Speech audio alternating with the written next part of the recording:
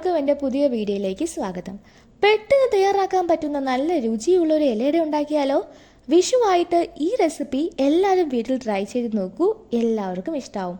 അപ്പോൾ നമുക്ക് വീഡിയോയിലോട്ട് പോയാലോ? ആദ്യം ഒരു കപ്പ് തേങ്ങ ചിരകിയത്, പിന്നെ ഒരു ശർക്കര, രണ്ടായി മുറിച്ച ശർക്കര, അതിൻ്റെ പകുതി മതിയാവും, 1/2 കപ്പ് ശർക്കര, നല്ല പഴുത്ത നേന്ത്രപ്പഴം ചെറുതായിരുന്നത്, 2 സ്പൂൺ പഞ്ചസാരയും 3 ഏലക്കയും നന്നായി പൊടിച്ച് മാറ്റി വയ്ക്കുക. അടുത്ത മെയിൻ ഇൻഗ്രീഡിയൻസ് ആണ് വറുത്ത അരിപ്പൊടി. ഇടിയപ്പത്തിന് നമ്മൾ ഉപയോഗിക്കുന്ന അരിപ്പൊടിയാണെങ്കിൽ കുറച്ചും കൂടി നന്നായിരിക്കും. ഇനി നമുക്ക് ഒരു പാത്രത്തിൽ ശർക്കര ഉരുക്കാൻ വയ്ക്കണം. അതിനായി നേരത്തെ എടുത്തു വച്ചിരിക്കുന്ന ശർക്കര ഇതിലേക്ക് 3/4 കപ്പ് വെള്ളം ഒഴിച്ച് അടുപ്പിലേക്ക് വെക്കാവുന്നതാണ്. 3/4 കപ്പ് വെള്ളം ഒഴിച്ച് നന്നായിട്ട് നമ്മളത് അലിയിച്ചെടുക്കാൻ വേണ്ടിയാണ്. നല്ല രീതിയിൽ ഈ ശർക്കര ഒന്ന് അലിയിച്ചെടുക്കണം. ആ വലിയ ശർക്കര നമ്മളെന്തോ സ്പൂണോ എന്തെങ്കിലും തവയോ വെച്ച് നന്നായിട്ടതൊന്ന് അലിയിച്ചെടുക്കണം. ഒരു 10 മിനിറ്റ് മതിയാകും ശർക്കര നന്നായിട്ട്, 10 മിനിറ്റ് വേണ്ട, 5 മിനിറ്റ് മതിയാകും ശർക്കര നന്നായിട്ടൊന്ന് അലിഞ്ഞു വരാൻ. അപ്പം നമ്മൾ ക്ഷമയോടെ നന്നായിട്ടൊന്ന് ഈ ശർക്കര പാനിയാക്കി എടുക്കണം. അപ്പോൾ നന്നായിട്ട് ഇതൊന്ന് അലിഞ്ഞു വരുമ്പോൾ ഇതിലേക്ക് നേരത്തെ നമ്മൾ മാറ്റി വച്ചിരിക്കുന്ന 1 കപ്പ് തേങ്ങ ഇട്ട് കൊടുക്കുക. നന്നായി ഇളക്കി യോജിപ്പിക്കുക. ആ ശർക്കര പാനിയിൽ ഈ തേങ്ങ നന്നായിട്ട് യോജിക്കുന്നത് വരെ ഇളക്കുക. നന്നായിട്ട് യോജിച്ച് വരുന്നവരെ ഈ ശർക്കരയും തേങ്ങയും നന്നായിട്ട് ഇളക്കി കൊടുക്കണം. ഈ ശർക്കരയിലോട്ട് ഈ തേങ്ങ അബ്സോർബ് ചെയ്യണം. പിന്നെ ഇതിലേക്ക് 1 സ്പൂൺ നെയ്യ് ഒഴിച്ച് കൊടുക്കാവുന്നതാണ്. നെയ്യ് ഇല്ലെങ്കിലും കുഴപ്പമില്ല, ഇത് ഓപ്ഷണലാണ്. നെയ്യ് ഇല്ലെങ്കിലും പ്രശ്നമൊന്നുമില്ല കേട്ടോ. കുറച്ച് ടേസ്റ്റ് കൂടും, ഇല്ലെങ്കിലും ടേസ്റ്റ് കൂടും. അപ്പോൾ നന്നായിട്ടൊന്ന് ഇളക്കി ഇതിലെല്ലാം യോജിപ്പിച്ചതിന് ശേഷം ഇതിലേക്ക് നേരത്തെ മാറ്റി വെച്ചിരിക്കുന്ന ഏലക്കയും പഞ്ചസാരയും പൊടിച്ചത് ഇട്ട് കൊടുക്കാവുന്നതാണ്. നന്നായി വഴറ്റിയെടുക്കുക. ഇത് നന്നായി യോജിപ്പിച്ചതിന് ശേഷമാണ് ഇതിലേക്ക് നമ്മൾ നേരത്തെ അരിഞ്ഞു വച്ചിരിക്കുന്ന നേന്ത്രപ്പഴം ഇട്ട് കൊടുക്കുന്നത്. അപ്പം ഇത് നന്നായിട്ട് യോജിപ്പിക്കണം. അത് ഈ പഞ്ചസാരയും ആ ഏലക്കയുടെ പൊടി മണം കിട്ടാൻ വേണ്ടിയാണ്.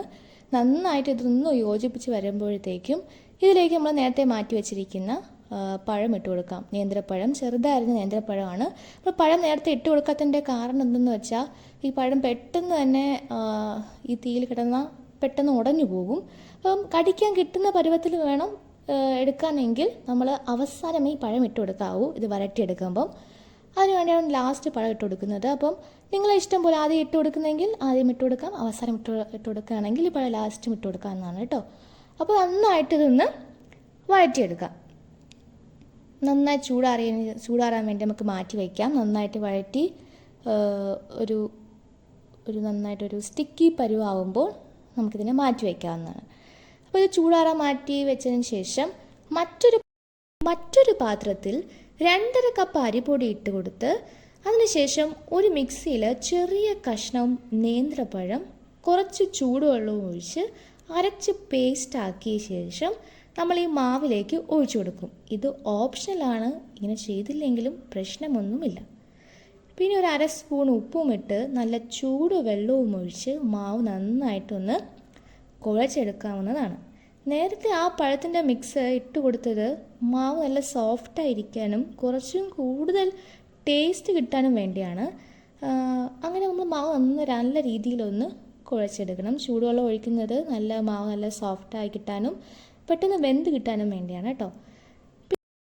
അതിനുശേഷം ചെറിയ കഷ്ണം വാഴയില എടുത്ത് അതിലേക്ക് കുറച്ച് നെയ്യ് പുരട്ടിയ ശേഷം നമ്മൾ കുഴച്ച് വച്ചിരിക്കുന്ന മാവ് ഒരു വലിയ കഷ്ണം എടുത്ത് മാക്സിമം നമ്മൾ ഒരു തിന്നായിട്ട് പരത്താൻ നോക്കണം കേട്ടോ. കുഴച്ച് വച്ചിരിക്കുന്ന മാവിൽ നിന്നും മാക്സിമം ഒരു തിന്നായിട്ട് പരത്തിയെടുക്കുക.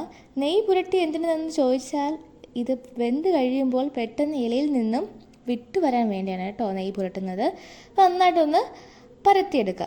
നല്ല ഒരു റൗണ്ട് ഷേപ്പിലോ, നമുക്കിപ്പം ഏത് ഷേപ്പിലാണോ വരുന്നത് ആ ഷേപ്പിലിരുന്നാൽ കുഴപ്പമില്ലെങ്കിലും ഇഷ്ടമുള്ള ഷേപ്പിൽ നിങ്ങൾക്കത് നന്നായിട്ട് കൈ കൊണ്ട് നന്നായിട്ട് പരത്തിയെടുക്കാവുന്നതാണ്. ഇതിലേക്ക് നേരത്തെ തയ്യാറാക്കി വെച്ചിരിക്കുന്ന ശർക്കരയുടെ കൂട്ട് വയ്ക്കാവുന്നതാണ്. ഒരു സൈഡിലോട്ടാണ് ഇത് വയ്ക്കേണ്ടത്. ശർക്കരയുടെ കൂട്ട് നന്നായിട്ട് ഒരു സൈഡിലോട്ട് വെച്ച് കൊടുക്കുക. ഒരു സൈഡിലോട്ട് മാത്രം ഈ കൂട്ട് വെച്ചാൽ മതിയാകും. നമ്മുടെ ഇഷ്ടത്തിനനുസരിച്ച് ശർക്കര കൂട്ട് വയ്ക്കാവുന്നതാണ്. അതിനുശേഷം നന്നായിട്ട് മടക്കി എടുക്കാവുന്നതുമാണ്. അങ്ങനെ ഓരോന്നും നമ്മൾ തയ്യാറാക്കി എടുക്കുക. ഓരോന്നും തയ്യാറാക്കി മാറ്റി വയ്ക്കുക. ഒരു ആവി പാത്രത്തിൽ നമ്മൾ തയ്യാറാക്കിയ ഇലയടയെ വേവിക്കാൻ വയ്ക്കാവുന്നതാണ്. അതിനായി നമ്മൾ ആ ആവിപാത്രത്തിൽ ഓരോന്നായി വെച്ച് കൊടുത്ത ശേഷം ഒരു 15 മിനിറ്റ് നന്നായിട്ട് വേവിക്കാൻ വയ്ക്കുക. ഒരു 15 മിനിറ്റ് കഴിഞ്ഞ് നോക്കിയാൽ നമ്മുടെ ഇലയട ഇവിടെ റെഡി ആയി കഴിഞ്ഞു. വിഷുവിന് മാത്രമല്ല, എപ്പോൾ വേണമെങ്കിലും നമുക്ക് ട്രൈ ചെയ്ത് നോക്കാൻ പറ്റുന്ന റെസിപ്പിയാണ്. നമ്മളെ വീട്ടിൽ ഈവനിങ് സ്നാക്സൊക്കെ ഉണ്ടാക്കുകയാണെങ്കിൽ ഈ റെസിപ്പി നമ്മളൊന്ന് ട്രൈ ചെയ്ത് നോക്കുക. എല്ലാവർക്കും ഇഷ്ടപ്പെടും, കാരണം അത്രയ്ക്ക് രുചിയാണ്.